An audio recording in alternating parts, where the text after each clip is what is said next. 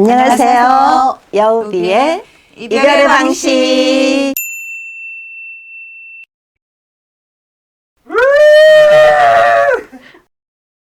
네, 오늘은 11번째 시간입니다. 오늘 11번째는 100번째 봄이라는 글이에요. 함께 감상하시고 이야기를 나눠보도록 하겠습니다.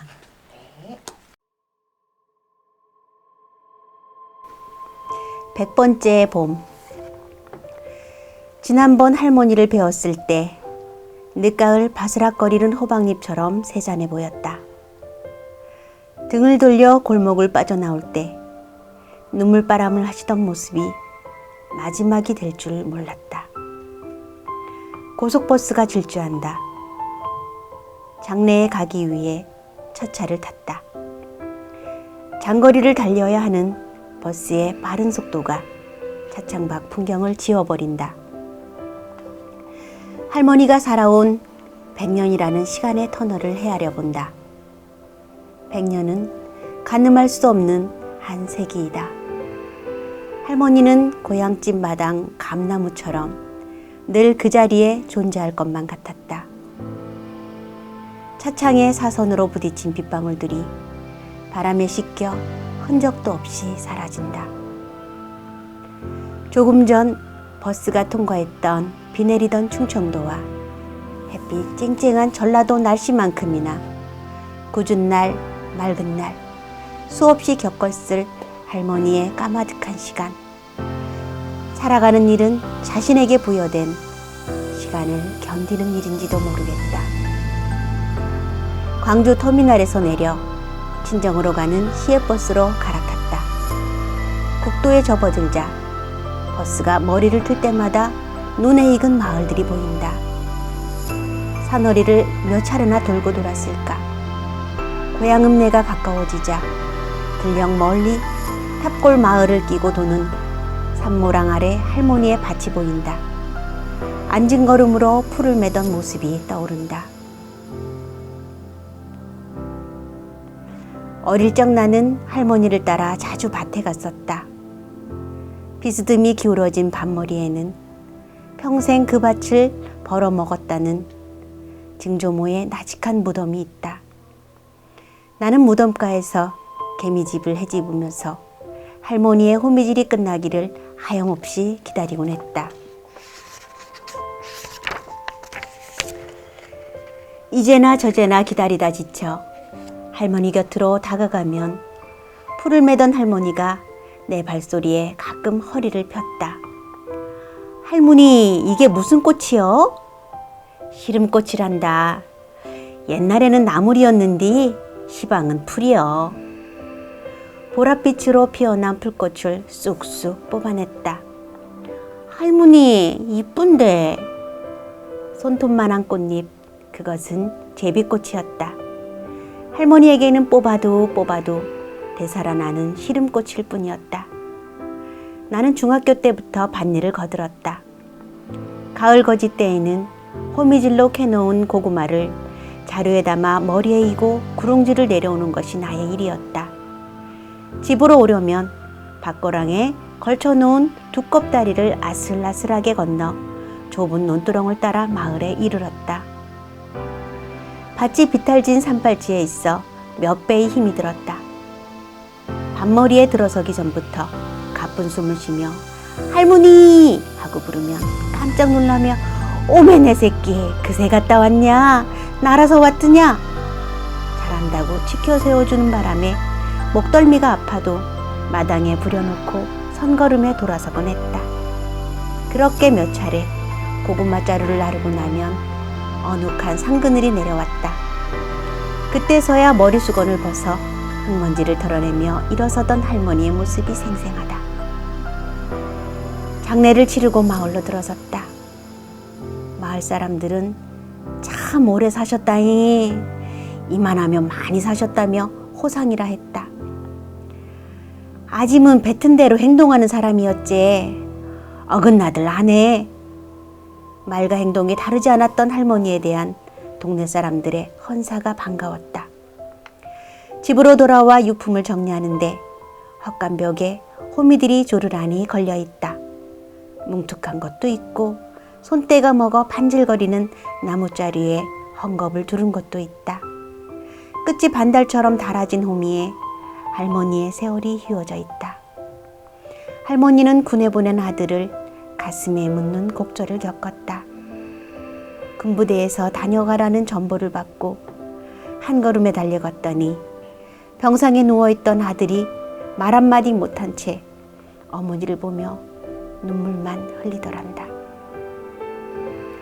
그런 일이 있은 얼마 후 유골이 되어 돌아왔다. 원인이 밝혀지지 않은 의문사였다.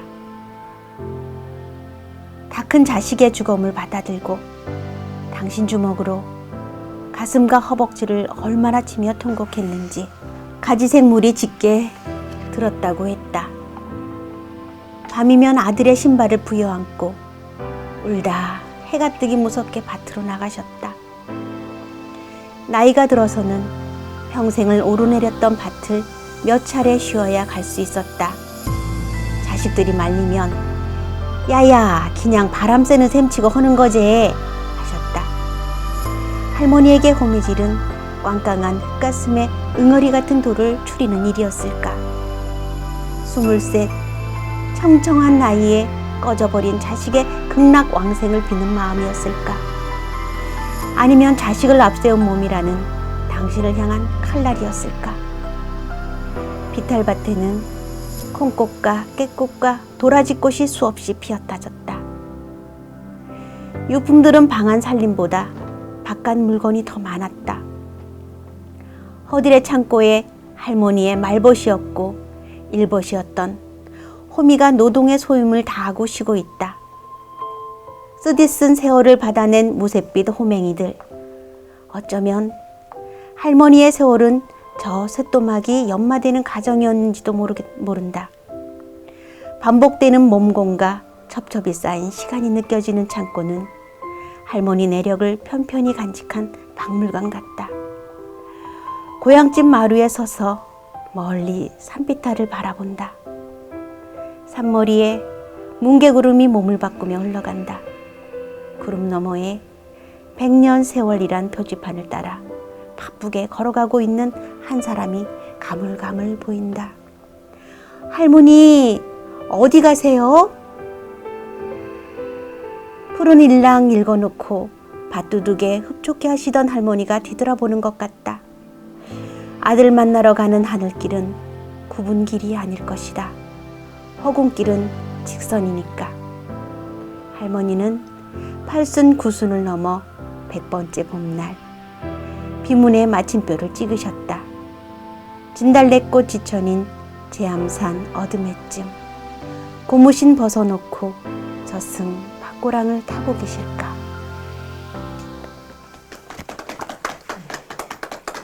네, 잘 들었습니다. 인디안의 그 계절에서 5월은 죽은 자를 생각하는 달이라는 게 그게 굉장히 와닿았어요.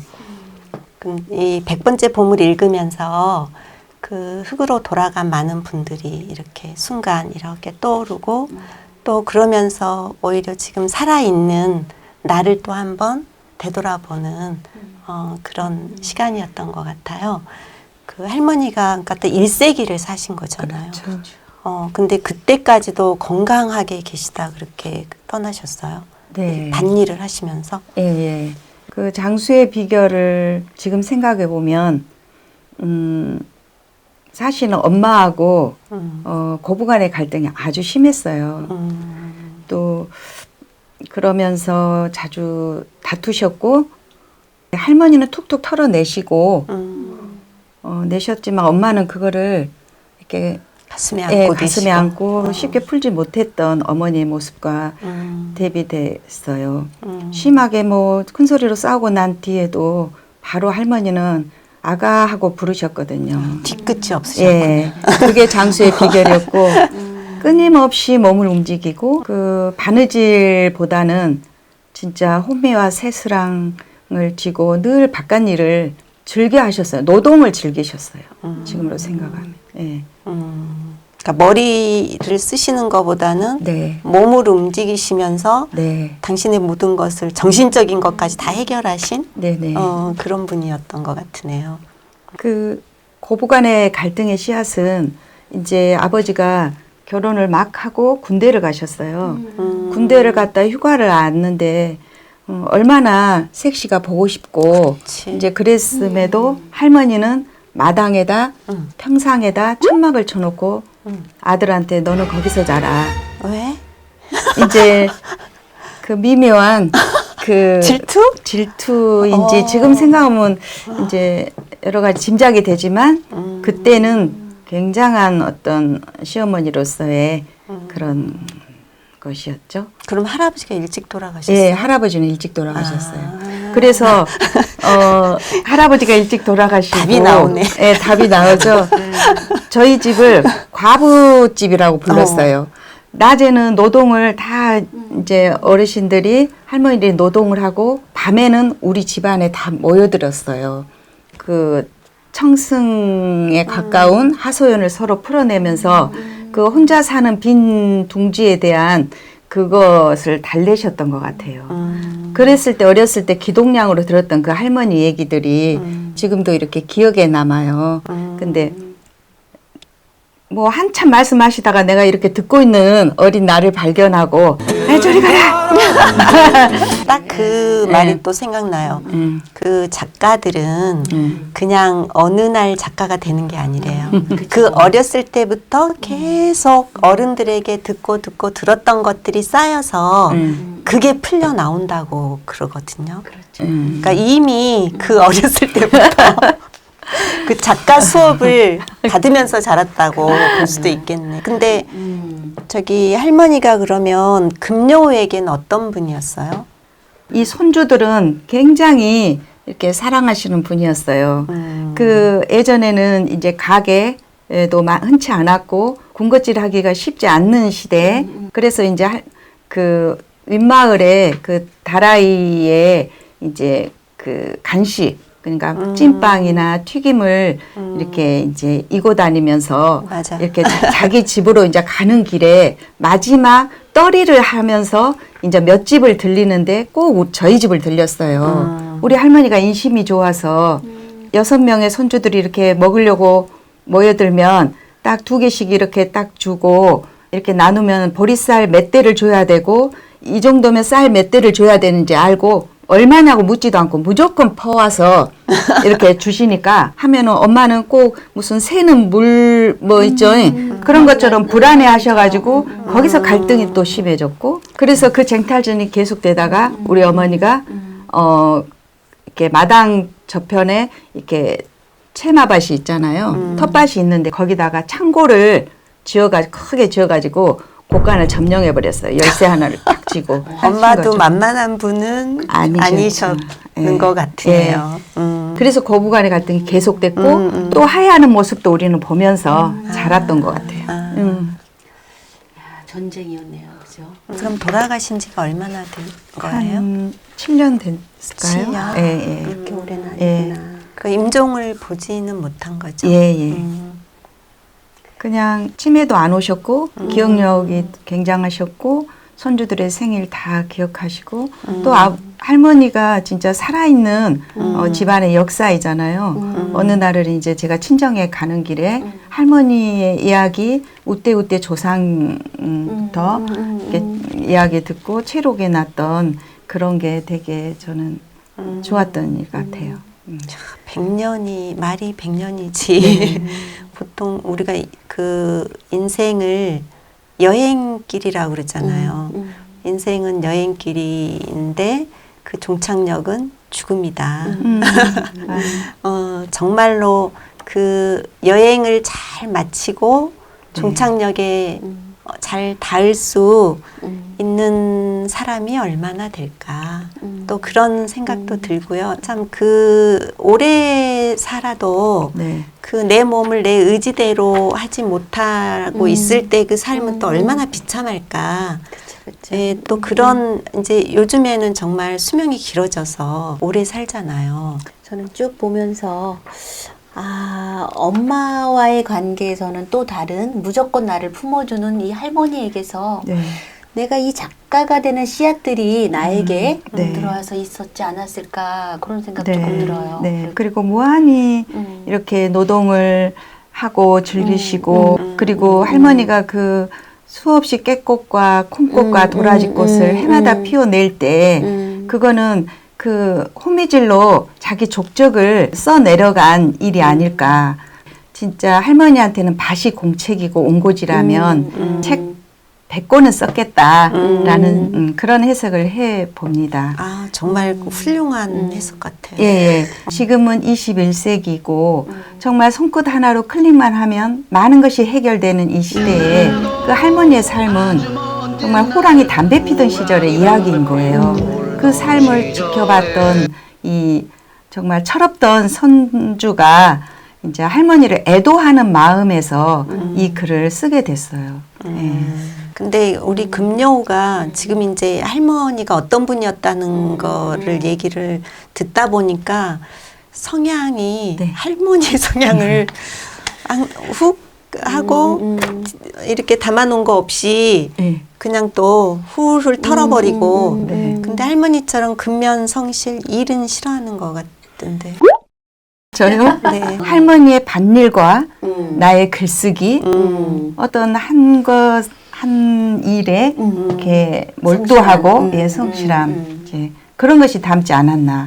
그리고 할머니는 바느질보다는 밭간일을 하셨잖아요. 일이 거칠어요. 우리 할머니가 그 앞에 이제 시냇물이 흘러가면 거기서 쌀도 싣고 나물도 싣고 그러면 막 씻었던 쌀이 막 흩어져 있어요. 그러면 동네 사람이 우리 할머니 다녀갔다고 거칠어요. 예, 그 정도로 저도 집안일을 이렇게 그냥 보이는 거 그럼 발로 쓱 밀어서 바깥일을 할아버지가 계셨다면 좀 더 달랐을 것 같은데 그죠? 남편 없이 예. 그 자식들을 키우려면 예. 할머니가 하실 수 있는 일은 그냥 꾸준히 쉬지 않고 밭을 예. 매는 일이 아니었을까 예. 그런 것 같아요. 근데 이제 우리 할아버지는 지금 생각하면 보부상이었어요. 그래가지고 그 이렇게 어깨짐을 지고 만주로 가서 만주까지. 진짜 옛날 예, 얘기다. 만주까지 가서 이렇게 예, 장사를 해서 오고 역사책. 예. 근데 독립운동은 안 하시고. 독립운동 안 하시고 이 사업으로 이렇게 예, 그런 저기로 밝으셨고 또 그래서 우리 아버지를 장사를 시키려고 했지만 아버지는 절대 이제 장사하는 그 성향이 아니셨고 또 그러니까 그 서정주 시에 그 내 애비는 종이었다 그러잖아요. 그 많은 종들은 다 어디로 가고 우리가 이야기 나눌 때 다 양반이고 다 가문 있고 뭐 그런 집들을 저는 많이 이제 듣고 보는데 저희 집은 정말 그 저기 우직함 그 우대 조상님도 이렇게 가난했고 또 남의 집 일도 하시면서 그렇게 사셨던 그 우대 이야기 그게 또 내 안에 있는 DNA이고 또 그래서 이렇게 소박한 거칠지만 소박하고 그런 삶을 지금 추구하고 있지 않나. 우아하잖아요. 우아. 예, 예. 소박하고 때로는 그쵸. 거칠고 예. 그게 또 이제 매력이죠. 우리 금여우의 매력. 그거 죽이지 말고 계속 그냥 그대로. 할머니가 수행하시는 분 같다라는 생각이 들었어요. 그러니까 수행. 네. 꾸준히 밭을 매는 것도 그렇지만 아짐은 뱉은 대로 행동하는 사람이었지. 언행일치가 되었다. 이거는 정말 훌륭한 수행자의 모습 아닌가요? 그러니까 남의 그 눈치 보지 않고 내 삶의 주인공으로 그런 분이었다는 또 그런 생각이 들어요. 그러면서도 얼마나 또 고단하셨을까라는 생각도 들어요. 우리 그 예쁜 제비꽃 보면 예쁘다 하고 또 우리 반지꽃이라 그래서 반지 해서 끼고 그러는데 할머니에게는 시름꽃이란다. 옛날에는 나물이었는데 시방은 풀이요. 어쨌든 얘가 피어서 내가 너무 힘이 들어. 그래서 참 고단하셨는데도 불구하고 정말 성실히 끝까지 그렇게 건강하게 사셨구나. 예, 근데 멋진 시른 삶을- 꽃이 제비꽃이라는 거 여기 그래서 처음 알았어요. 네. 우리 제비꽃 거의 다 좋아하잖아요. 좋아하죠. 그러니까 할머니는 모르시는 게 없어. 그래요. 밭에 있는 모든 것을 그렇죠. 다 알고 예, 계시고 예, 이게 예. 이쁜 줄도 아시고 귀한 줄도 다 아셨을 것 같아, 네. 그죠? 근데 오늘 이거 정말 눈물 찍어내면서 이렇게 이제 썼던 글인데 두 분과 함께 또 할머니를 이렇게 호명한다고 하잖아요. 과거를 호명하고 이렇게 이야기를 나누다 보니까 같이 아이고 아이고 애도하는 그런 느낌이 들어서 참 좋으네요. 저도 오늘 내일이 저희 엄마 네. 친정 어머니 기일이거든요. 그래서 이제 저는 조금 있다 고향에 갈 거예요. 엄마 뵈러 산소에 가는데 딱 이 글을 보면서 그 이제 평소에는 거의 좀 잊고 지내다가 내 생활 열심히 하다가 이쯤 되면 항상 생각나거든요. 아, 그때 엄마가 이랬었지. 뭐 근데 그 좋은 일도 떠오르지만 항상 그 이렇게 좀 마음에 걸리는 일들이 그죠. 이때면 꼭 떠올라서 약간 좀 우울해지기도 하고 아직도 네. 그러더라고요. 네. 그래서 이거 보면서 내일 저도 엄마 산소에 가서 또 다른 방식으로 네. 애도의 시간을 잘 네. 가질 수 있을 것 같은 네. 그런 느낌이 들었습니다. 5월의 100번째 봄 너무 의미 있는 것 같아요. 네. 살아가는 일은 자신에게 부여된 시간을 견디는 일인지도 모른다. 저는 요게 공감 많이 했거든요. 네. 그래서 두 분은 어떻게 견디고 계신지. 약간 우리는 얘기를 많이 한 것 같고 우리 백녀우가 어떻게 이 모질이라는 이 새로운 공간에서 이렇게 하고 있는지 그게 궁금해요. 예. 그러니까 자신에게 주어진 시간, 일, 어떤 그런 것을. 예. 그러니까 저는 정말 요 말에 공감을 하거든요. 살아가는 일은 자신에게 부여된 시간을 견디는 일인지도 모르겠다. 그런데 견딘다는 말보다는 네. 그냥 즐기고 싶다. 그 시간을 내가 내 시간으로 잘 만들고 싶다. 예. 그래서 모지리에서 함께하는 활동들도 제가 이 시간을 잘 견디게 하는 그런 시간은 아닐까 그 생각이 들었었어요. 그 시인 이름은 생각이 안 나는데 모든 순간이 다 꽃이라는 정현종 씨. 네. 사실 죽음이라는 거는 한순간이잖아요. 한순간에 모든 게 끝나버린 거고 또 살아있는 우리 이 순간은 너무나 많은 순간들인 거잖아요. 지금은 한순간순간을 모든 순간을 꽃 피우면서 살았으면 좋겠다. 뭐 비슷한 이야기죠. 참 재미있는 게 이렇게 우리가 힘듦, 어려움, 죽음 이런 것을 얘기를 할 때 그 반대쪽에서는 이렇게 샘물 그죠? 솟듯이 꽃이 피듯이 삶들이 피어나는 것 같아 꽃처럼. 아까 금요는 쓸 때는 눈물을 찍어내면서 썼다고 했는데 네. 우리가 얘기를 이렇게 나누면서는 그쵸. 그게 전혀 슬픔이 아니고 오히려 우리가 지금 살아있음에 대한 어떤 감사와 우리가 앞으로 어떻게 살 것인가에 대한 또 그런 희망적인 생각을 갖게 하는 또 그런 시간이 된 것 같아요. 맞아요. 죽은 자를 기억하는 달력. 그렇죠. 5월? 어, 너무 5월이 멋진 말인 것 같아요. 나 한번 봐보세요. 1월부터 12월이 있는데 정말 그렇지 하는 그런 그 계절들의 이름이 너무 많은 거예요. 그래서 정말 그거를 다시 한번 봤다니까요. 네, 저는 이 글 읽으면서 가장 먼저 떠올랐던 게 그 천상병 시인의 귀천이라는 시였어요. 외우지는 못해서 적어와 봤거든요. 한번 낭독을 해볼게요. 귀천, 나 하늘로 돌아가리라. 새벽빛과 닿으면 쓰러지는 이슬 더불어 손에 손을 잡고 나 하늘로 돌아가리라. 노을빛 함께 단 둘이서 기슭에서 놀다가 구름 손짓하면은 나 하늘로 돌아가리라. 아름다운 이 세상 소풍 끝내는 날 가서 아름다웠더라고 말하리라. 자, 이별의 방식 애정을 담아.